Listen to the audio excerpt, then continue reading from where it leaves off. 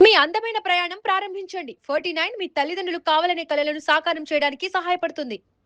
నమస్తే రమ్మగారు. నమస్తే చే రమ్మగారు, మనకి అమావాస్య, పౌర్ణమి ప్రతి నెల వస్తాయి కదా! మిగతా రోజులు చేసే కార్యక్రమాలు ఒక రకంగా ఉంటాయి. ఈ అమావాస్య, పౌర్ణమికి అందరూ చేయకపోవచ్చు బహుశా.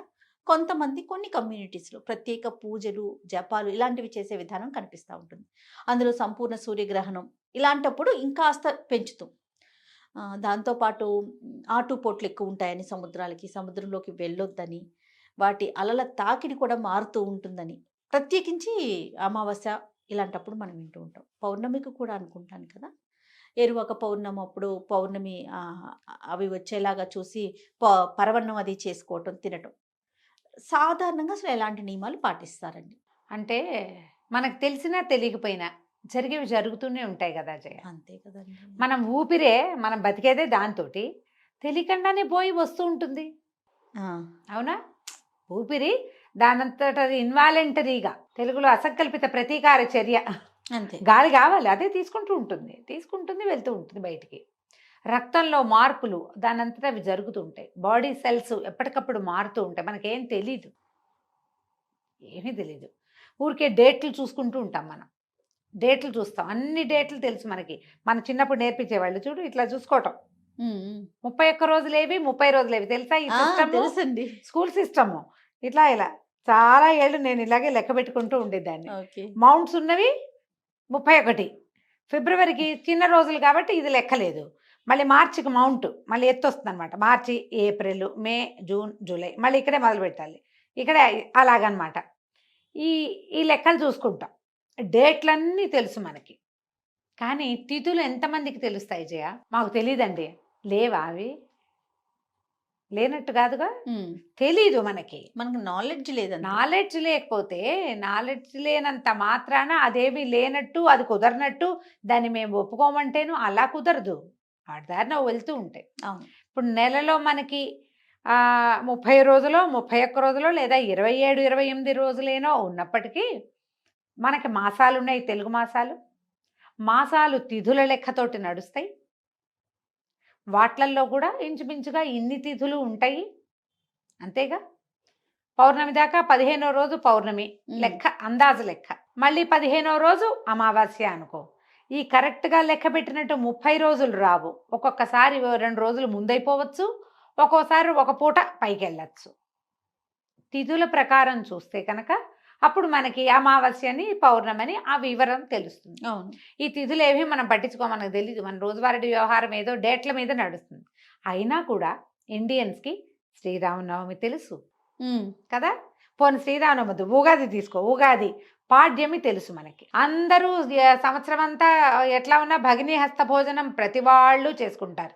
యమ ద్వితీయ మనకు తెలుసు కదా.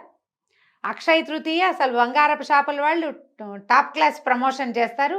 అక్షయ తృతీయ నాడు బంగారం కొనుక్కొని రాష్ట్రాలు లేవంటే అతిశయోక్తి. ఇప్పుడు అవును. అందరూ కొనుక్కుంటున్నారు. అంటే తృతీయ తెలుసు, తదియ కూడా తెలుసు. పాడ్యమి, విధియ, తదియ మనకు తెలుసు. వినాయక చవితి చేసుకొని రాష్ట్రం ఉందా భారతదేశంలో? లేదు. అంటే మనకి చవితి తెలుసు. నాగపంచమి అందరికీ తెలిసిందే. పంచమి చేసుకుంటాం కదా, నాగులోత్సవం ప్రతి స్టేట్లోనూ పంచమి ఉంది. ఇంకా షష్ఠి, సంకటహర, ఈ మన సుబ్రహ్మణ్య షష్ఠి, స్కంద షష్ఠి పేరుతోటి సౌత్ ఇండియా అంతా చేసుకుంటుంది. అంటే అందరికీ తెలుసు. రథసప్తమి సౌత్ ఇండియా అంతా చేసుకుంటుంది. దుర్గాష్టమి, కృష్ణాష్టమి, 2 అష్టములు విపరీతంగా చేసుకుంటాం ఇండియా అంతా. దశమి, నవమి శ్రీరామనవమి నిన్నగా చేసాం. రాముల వారి పుట్టినరోజు పండగ, పెళ్లి పండగ, 2 పండగలు చేసుకుంటాం. శ్రీరామనవమి ఎంత ఘనంగా జరుగుతుంది భారతదేశంలో. అంటే మనకి నవమి తెలుసు, విజయదశమి తెలుసు, ఏకాదశి తెలుసు, ద్వాదశి తెలుసు. ఇక తెలియంది ఏమిటి? తిథులు మాకు తెలియదండి అంటే ఎలా కుదురుతుంది? నీకు తెలియకుండానే నీకు తెలుసు.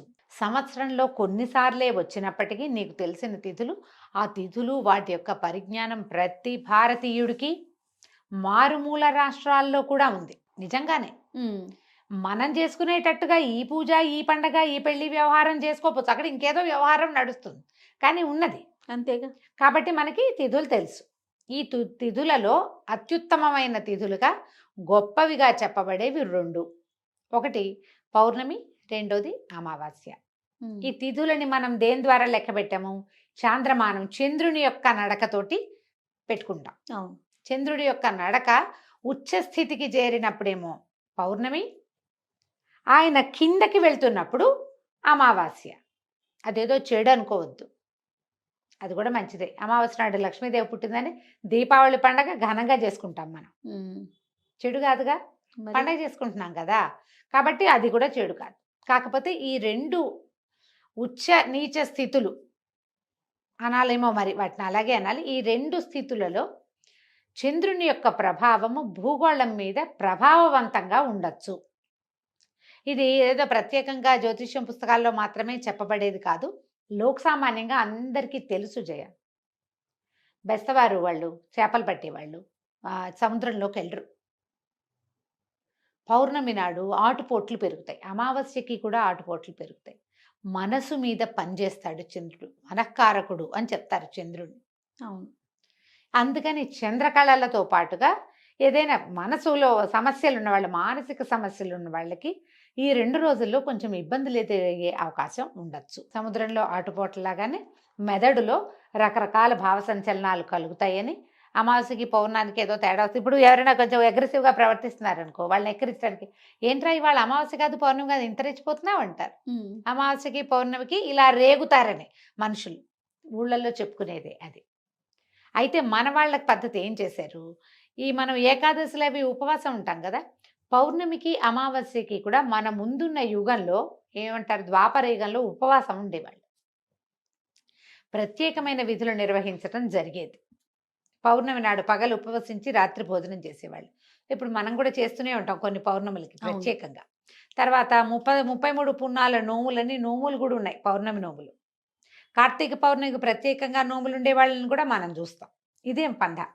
అమావాస్యకి చేసేవాళ్ళు మనకి కనపడరు. అమావాస్యని పితృదివసంగా భావించి ఆ రోజున తర్పణాలు విడిచేవాళ్ళు, ఒక పూటే భోజనం చేసేవాళ్ళు ఉండేవాళ్ళు. ఇదివరకు మన ముందు తరాల్లో ఉండేవాళ్ళు. మనం అది చెయ్యొచ్చు. మీకు తర్పణాలు విడవటం రాదు, మీ పద్ధతి కాదు, ఏం పర్వాలా. అమావాస్య పౌర్ణమి మీరు తెలుసుకున్నారు, ఆరాధన పెంచుకోవాలి, దైవారాధన పెంచండి అవకాశం ఉంటే. ఓకే. పౌర్ణమి మీకు తెలుసు, లలితమ్మవారిని ఆరాధించండి, శ్రీరాముడిని ఆరాధించండి, శ్యామలని ఆరాధించవచ్చు. అన్ని ప్రత్యేకమైన రోజులు కాబట్టి అమావాస్య నాడు పూజ చేసుకుంటే అదేమిటో వచ్చేస్తాయి సిద్ధులు, అవంతా మనకేం తెలియదు. మన వాళ్ళంటి వాళ్ళకి కాదు, మనం చెప్పేది కూడా అది కాదు. అమావాస్య నాడు కూడా మనం ప్రత్యేకంగా లక్ష్మీ పూజ చేసుకోవచ్చు, ఏం తప్పులేదు. ఇంతే పద్ధతి. మీరు మాకు తిథులు తెలియవు ఇవన్నీ ఎలా తెలుస్తాయంటే ఒక క్యాలెండర్ మెయింటైన్ చేయండి. ఆన్లైన్ క్యాలెండర్లు బోల్డ్ ఉన్నాయి, ఆ క్యాలెండర్ కానీ బోల్డ్ పేర్లు క్యాలెండర్ డౌన్లోడ్ చేసి పెట్టుకుంటే మీకు అమావాస్య నాడో పౌర్ణమి నాడో ఇది వస్తుంది, అంతే. వాళ్ళే తెలియజేస్తారు. వాళ్ళ అమావాస్య రోజు క్యాలెండర్ చూసి అలవాటు చేసుకోండి. వాళ్ళ ఏ ప్రత్యేక దివసమో మనకు తెలుస్తుంది కదా. మనం కొన్ని చేయదలుచుకున్నవి అలాంటివి చేసుకోవచ్చు. మంచి రోజా, అవునా కాదా, ఇది అష్టమా నవమా, ఏదైనా ఈ పనులు చేసేటప్పుడు ముందుకెళ్ళచ్చా వెనక్కి వెళ్ళాలా, అవన్నీ ఆలోచించవచ్చు. అవన్నీ మీ ఛాయిస్లు. కానీ ఈ ప్రత్యేకమైన దివసాల్లో మనం పూజ కానీ దేవాలయ దర్శనం కానీ ఈ రోజున మీరు ఏదైనా నియమం పెట్టుకోవటం కానీ చేయొచ్చు. తప్పకుండా. అంటే మీరు ముహూర్తం చూసుకోండి ప్రతి పనికి అనే వైపుకి నేను మిమ్మల్ని తోసే ఉద్దేశం లేదు నాకు. నా ఉద్దేశం అది అసలు కాదు. కానీ మనం ఈ రోజులు ప్రత్యేకమైనవి అని తెలిసినప్పుడు ఆ రోజుని మనం దేవాలయం ఏదో ఈ వారంలో గుడికి వెళ్దాం అనుకున్నాం, ఒకసారి క్యాలెండర్ చూసుకుని ఓహో ఈరోజు మంచి రోజు, దైవ దర్శనం చేస్తే మంచిది, వెళ్ళరండి, అలాంటివి చేయొచ్చు కదా. తప్పకుండా. ఆ రోజు తెలుసుకుని మనం సంకల్పం చెప్పుకునేటప్పుడు చూసుకోవచ్చు. మామూలుగా మేము సంకల్పం చెప్పుకుంటాం, ప్రతిరోజు తిథి చూసుకుంటాం, ఇవాళ ఈ తిథి అని తెలుస్తుంది. మీరు ఏదైనా చేయదలుచుకున్నప్పుడు తిథి చూసుకుని చేసుకోవచ్చు. ఈ 2 తిథుల్లో ప్రత్యేకంగా పౌర్ణమికి అమావాస్యకి దేవతార్చన, దైవారాధన, ఉపాసన లాంటివి పెంచుకోవచ్చు. మీరు ఏదైనా చక్కగా లలితా సహస్రనామమో, లక్ష్మీ అష్టోత్తరమో, లక్ష్మీ సహస్రనామమో హ్యాపీగా చదువుకోవచ్చు 2 తిథుల్లోనూ. ఓకే. ప్రత్యేకంగా చేయొచ్చు. ఈ సంచలనం రావటం అనేది కనపడదు కానీ జరుగుతుంది.